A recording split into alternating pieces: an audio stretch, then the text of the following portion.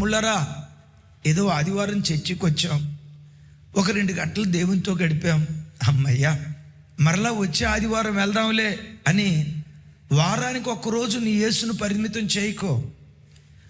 ఉదయం 1 అర్ధగంట లేచి దేవా నీకు స్తోత్రం స్తోత్రం స్తోత్రం స్తోత్రం స్తోత్రం స్తోత్రం స్తోత్రం స్తోత్రం అని 1 అర్ధగంట ప్రార్థన చేసుకుని, అమ్మయ్యా ఈరోజు అర్ధగంట ప్రార్థన చేసుకున్న దేవుని మహా గొప్ప కృపను బట్టి అని అర్ధగంట ప్రార్థన చేసుకొని, మరలా సాయంత్రం 1 అర్ధగంట ప్రార్థన చేసుకొని, ఈరోజు 1 గంట సేపు దేవునితో గడిపే అని 24 గంటల్లో నీ యేసును 1 గంటకు పరిమితం చేయకో.